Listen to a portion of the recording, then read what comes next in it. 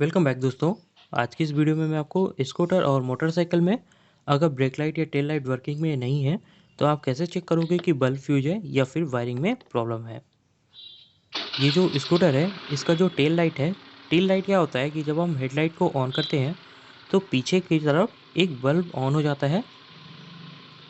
वो जो बल्ब होता है उसे टेल लाइट बोलते हैं। ये देखिए, ये तो वर्किंग में है, लेकिन जब हम ब्रेक अप्लाई करते हैं तो इसी में एक ब्रेक लाइट भी दी जाती है जो जलनी चाहिए, वो नहीं जल रही है। और अगर ब्रेक लाइट नहीं चलेगी तो पीछे से एक्सीडेंट होने के चांसेस बहुत ज़्यादा हैं।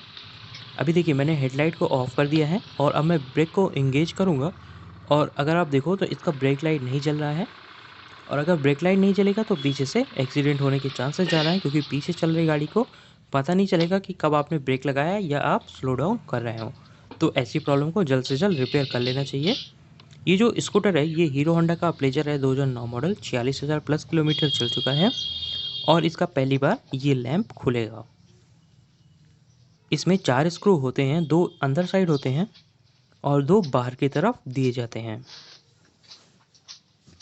अगर आपके पास एक्टिवा, जुपिटर या फिर कोई नई स्कूटर है तो उसमें आपको बल्ब बदलने के लिए ना ये लैंप खोलने की ज़रूरत नहीं है। उसमें ना जो नंबर प्लेट होती है उसी के ऊपर कुछ स्पेस दिया जाता है जिससे आप होल्डर को निकाल सकते हैं और बल्ब को डायरेक्ट लगा सकते हैं। लेकिन अगर प्लेजर है ओल्ड मॉडल तो आपको इसका लैंप ओपन करना पड़ेगा। इसका होल्डर भी निकलता है, उसका शॉर्टकट है, लेकिन उसमें आप फंस जाओगे, इसलिए मैं आपको सीधा सीधा बता रहा हूँ जिससे कि आप घर पे इसे रिपेयर कर सको।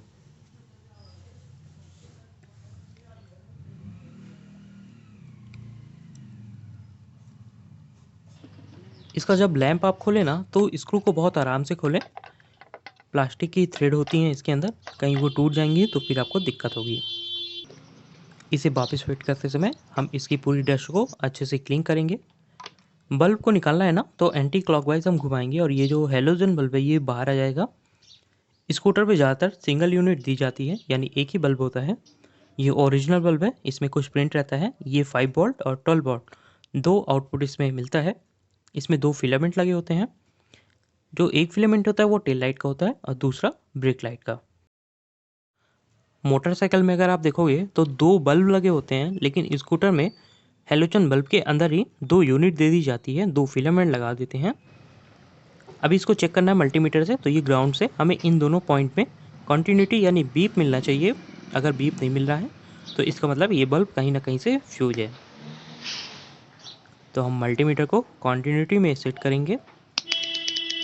आप बैटरी से भी चेक कर सकते हो, मेरे पास बैटरी नहीं है इसलिए मैं मल्टीमीटर यूज कर रहा हूँ। तो हम नेगेटिव प्रॉप को इसके ग्राउंड में लगाएंगे और देखिए हमने एक पॉइंट में रखा तो हमें कंटिन्यूटी मिल रही है। क्योंकि इसका टेल लाइट तो वर्किंग में है इसलिए कंटिन्यूटी मिलेगी। यहाँ पे कोई भी कंटिन्यूटी नहीं है, टेल लाइट वर्किंग में है तो यहाँ कंटिन्यूटी मिलेगी, यानी ये बल्ब कहीं ना कहीं से फ्यूज है। तो हम इसे रिप्लेस कर देंगे। मार्केट में आपको नया बल्ब 10 से 15 रुपये का मिल जाएगा, ओरिजिनल लेंगे तो 30 से 35 रुपये का वो आता है। मेरे पास कुछ बल्ब रखे हुए हैं। ओरिजिनल बल्ब की पहचान होती है, उसमें प्रिंट किया हुआ रहता है। अभी इनमें से मैं एक बल्ब को लगा दूंगा, इसे भी मैं आपको चेक करता हूँ। और देखिए आप कि जो वर्किंग बल्ब होते हैं वो कैसे मल्टीमीटर में चेक होते हैं। तो ये मैंने टेल लाइट वाले में रखा, कंटिन्यूटी मिल रही है यानी ये बल्ब ओके है। ये दूसरा पॉइंट ब्रेक लाइट का है, यहाँ पे कंटिन्यूटी भी मिलेगी और आपको मल्टीमीटर में ना कुछ रीडिंग शो कर रही होंगी, वो रेजिस्टेंस है। तो अब हम इसे लगा देंगे। लगाने के लिए जैसे हमने इसे खोला था एंटी क्लॉकवाइज, वैसे ही हम इसे क्लॉकवाइज घुमा देंगे तो ये बल्ब लग जाएगा। आगे से मैंने ब्रेक को दबा के रखा है। ये देखो हमारा ब्रेक लाइट भी वर्किंग में है।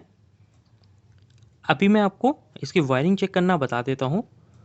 तो मल्टीमीटर से ही आप इसकी वायरिंग चेक कर सकते हैं, बल्ब से भी आप कर सकते हैं, लेकिन सही तरीका मल्टीमीटर से ही चेक करने का है। मल्टीमीटर को हम DC 20 में सेट करेंगे, 20 वोल्टेज में, क्योंकि जो ब्रेक लाइट होती है वो बैटरी से कनेक्ट होती है।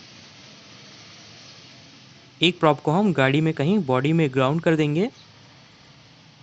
और जो दूसरी प्रॉब है रेड वाली, उसको बल्ब के एक पॉइंट में हम लगाएंगे। ओके, तो ये वाला है, ये है ब्रेक लाइट का। यहाँ पे हमें 12.26 वोल्ट मिल रहे हैं, यानी हमारी जो वायरिंग है और जो बैटरी है वो वर्किंग में है, और जो ब्रेक स्विच है वो भी सही है। अगर यहाँ पे हमें कोई भी रीडिंग नहीं मिलती तो फिर हमको वायरिंग देखना पड़ता। कवर को हमने क्लीन कर लिया है, और ये रेड कलर का ही होता है हमेशा, उसके पीछे रीज़न है, रेड कलर की जो वेवलेंथ होती है वो ज़्यादा होती है। तो यही था आज का वीडियो को लाइक करिएगा, शेयर करिएगा और कमेंट करना